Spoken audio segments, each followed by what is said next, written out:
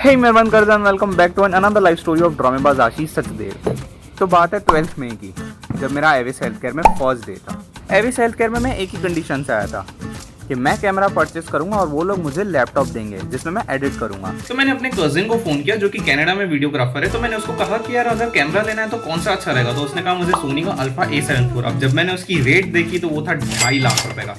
मैंने कहा यार इतना महंगा तो नहीं लेना है। तो मैंने दूसरा सर्च किया कैनन का, तो वो कुछ 70 to 80,000 के बजट में था। तो जैसे ही मैंने सर को कहा कि सर देखो ये दो कैमरा है, तो सर ने मुझे पहली चीज यही कही कि अगर लेना है तो एक ही बार में अच्छा लेना है, फिर ऐसा ना हो कि हम वीडियो शूट करें और वो अच्छा नहीं है, रिजल्ट नहीं मिले। तो मैंने उनको समझाया कि sir the camera is so expensive. तो उन्होंने कहा कि एक काम करते हैं, कैमरा मैं बाय कर लेता हूँ, तुम लैपटॉप देख लो। लेकिन जैसे ही मैं लैपटॉप देखने गया और मैंने अलग अलग साइट्स पे सर्च किया, अलग अलग शोरूम्स में विजिट किया, अलग अलग यूट्यूब वीडियोस देखे कि कौन सा लैपटॉप अच्छा है और कौन सा नहीं, तो फिर मैंने सोचा कि जो येट्स एजुकेशन है वहाँ पे सब लोग लेनोवो यूज़ करते हैं। तो मैंने सर से पूछा, सर लेनोवो में ऐसा क्या है जो सब लोग यूज़ करते हैं। तो सर ने मुझे समझाया कि अफोर्डेबल प्राइस पे उसकी डिज़ाइन एकदम यूनिक है और कभी हैंग नहीं होता, उसमें फीचर्स बहुत सारे हैं। और उन्होंने रिसेंटली एक लेनोवो थिंकबुक लिया था जो कि मुझे बहुत जोरदार लगा था। तो जैसे ही मैंने थिंकबुक देखा तो आपको पता ही होगा, हर बच्चे का एक ड्रीम लैपटॉप होता है कि वो फोल्ड हो, टच स्क्रीन हो, उसमें पेन हो, सारी की सारी क्वालिटीज उसमें थी, बिकॉज वो एक बिजनेस लैपटॉप था। तो ऑफकोर्स दिल तो आना ही था ये बालों की तरह। 68,000 के अंदर वो इतना ज़बरदस्त लैपटॉप था। हालांकि तभी उनकी ऑफर चल रही थी, कोई डील चल रही थी लेनोवो वाले की, उन्होंने उनमें से परचेस किया था, वो डेट पे परचेस किया था। बट जब मैं देखने गया वो 75 to 76 अराउंड हो चुका था, लेकिन वापस वो डील आने वाली थी। लेकिन जब वो डील आई वापस तो वो सारे खाली हो चुके थे। तो मैंने वापस शोरूम पे विजिट किया, मैंने उनसे कहा कि आपके पास लेनोवो थिंकबुक है। तो उन्होंने मुझे साफ मना कर दिया कि कहा वो बिजनेस लैपटॉप है, वो सिर्फ आपको ऑनलाइन परचेस पे ही मिलेगा, उसके अलावा कहीं नहीं मिलेगा। तो उसके बाद उन्होंने मुझे दो ऑप्शन दिए, अगर तुमको लेनोवो में ही जाना है, टच स्क्रीन चाहिए, पूरा फोल्डेबल चाहिए, तो तुम्हारे पास दो ऑप्शन और है, एक लेनोवो आइडियापैड 5 या 3 था शायद, और एक लेनोवो योगा 6 था। दोनों ही मुझे काफ़ी प्रीमियम लग रहे थे, योगा वाला तो काफ़ी प्रीमियम लग रहा था। फिर उसके बाद आइडियापैड मैंने देखा, वो थोड़ा मुझे ठीक लगा, लेकिन दोनों में फीचर्स सेम थे, सिर्फ मटेरियल्स का फर्क था। एक में राइजन था और एक में आई कोर था। तो मुझे ऑफकोर्स आई कोर में ही जाना था, तो मैंने सोचा कि मैं योगा ही ले लेता हूँ। फिर भी मेरे दिमाग में कन्फ्यूजन घूम रही थी और मुझे वो थिंक बुक पे इच्छा आके अटकी हुई थी कि मुझे चाहिए तो लेनोवो थिंक बुक ही चाहिए। बट अफसोस वो मिल ही नहीं रहा था, कहीं पे भी नहीं मिला। तब तक सर का डिसाइड हो चुका था कि वो लेंगे सोनी का अल्फा 7। खैर चलो ये सब तो ठीक है, लेकिन आप सोच रहे होंगे कि इतना महंगा लैपटॉप तू अफोर्ड कैसे कर पा रहा है, वो भी इतना जल्दी।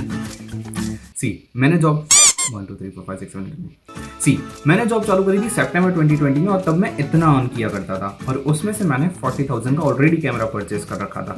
फिर उसके बाद मेरा जो मिनिमम मैक्सिमम खर्चा रहता था, जो मेरी पूरी सैलरी में ही रहता था, वो इतना ही था। मैंने आपको लास्ट वीडियो में बताया था कि मैंने येट्स एजुकेशन ज्वाइन किया था स्टार्टिंग। तो येट्स एजुकेशन में मुझे 4 घंटे के 10,000 मिलते थे और शॉप से मुझे 11,000। अब मेरा रेगुलर खर्चा देखा जाए मंथ का तो इतना ही होता था, और जो येट्स एजुकेशन के 10,000 आते थे, आधे सेविंग्स में जाते थे और आधे इन्वेस्टिंग में। और अभी जैसे मुझे लैपटॉप चाहिए था, तो मैंने सोचा कि मुझे जल्दी थोड़ा अर्न करना है, तो उसके लिए मैंने आईपीओ में इन्वेस्ट किया, और मेरा पहला आईपीओ था LIC आईपीओ। जिस डेट को मैंने LIC का आईपीओ भरा था, उसके दूसरे तीसरे दिन ही मुझे पता चलता है कि आईपीओ वैसे ही फेल होने वाला है। तो मैंने सोचा कि मेरा नहीं लगे, वो ज़्यादा सही है, वो ज़्यादा बेटर है और वो ज़्यादा फायदेमंद है। लेकिन हर बार क्या पहली बारी उल्टी होती है। तो अनफॉर्चुनेटली LIC का आईपीओ लग चुका था। 99% यही चांस था कि वो फेल होगा, 1% ऐसा चांस था कि वो पास होगा, और वो 1% मैं अपने दिमाग से सोच के बैठा था, बाकी 100% नहीं था सब लोगों के दिमाग से। जैसे ही LIC का आईपीओ खुलता है, and congratulations you are in loss, को पैसा बर्बाद।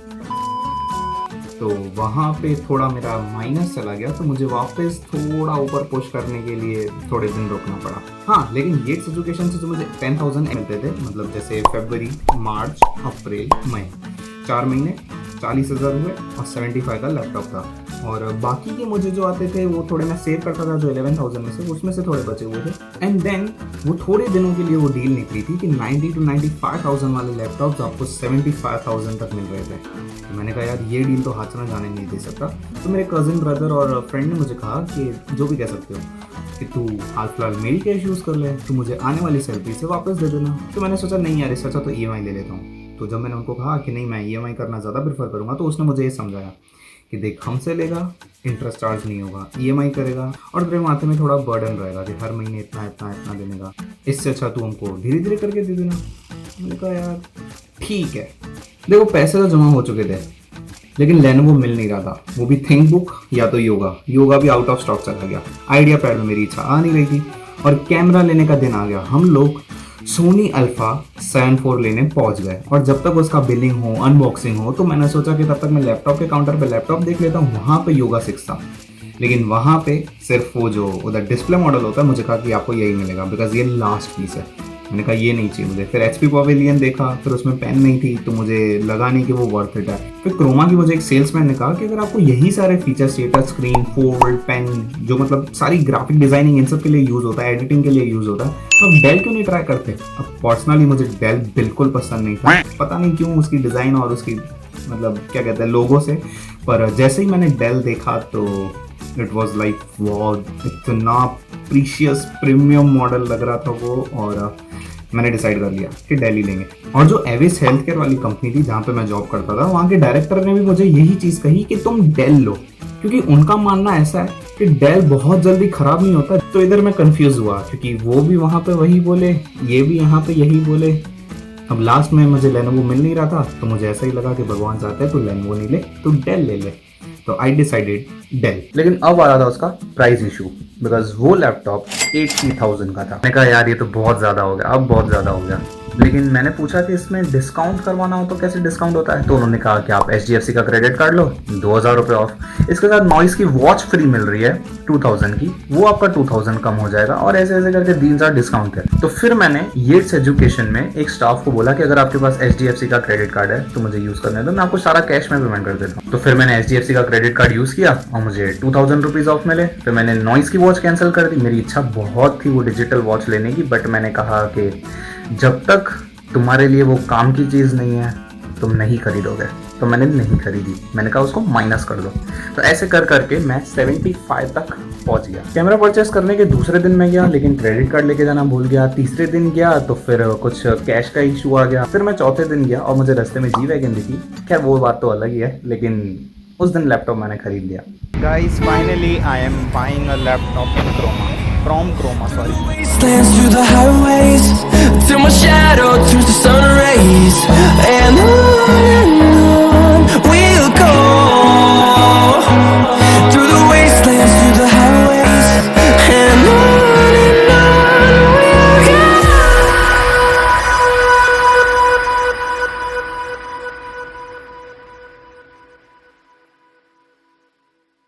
Guys, finally I had purchased my laptop.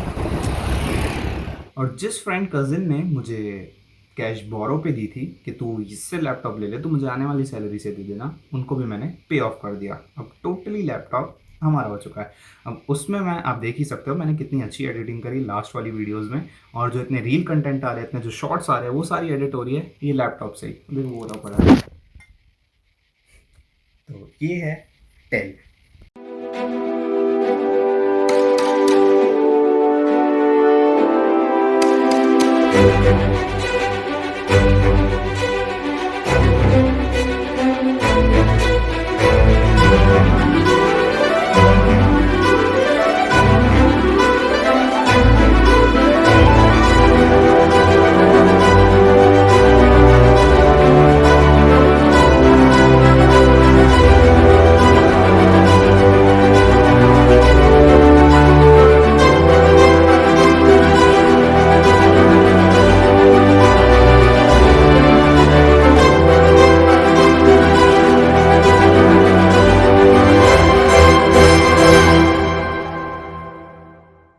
So guys finally जो 2021 में हमने लाइन कट करी थी, अब उसकी नीचे वाली लाइन को कट करने का टाइम आ गया है।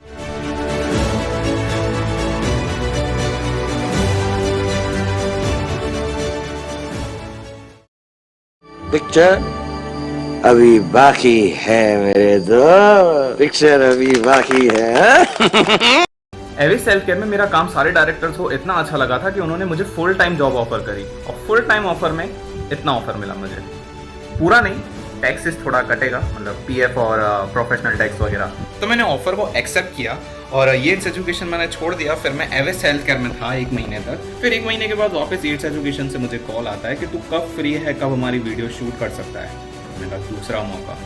तो जो मेरे वीकेंड्स है, जैसे फर्स्ट सैटरडे, थर्ड सैटरडे, तो वो सारे वीकेंड्स पे और फेस्टिवल्स पे मैं येट्स एजुकेशन पे शूट करूँगा। तो फुल टाइम जॉब मिल गई वीकेंड पे वर्क मिल गया, और एक और प्लान मैंने डिसाइड कर रखा है, अगर वो वर्क करता है तो 6 महीने में यहाँ से यहाँ ग्रोथ हो जाएगी, लेकिन वर्क करेगा तो कुछ ऐसी थी ये 3-4 साल से जो लैपटॉप लेना था उसकी स्टोरी, कि finally we got our laptop in 2020।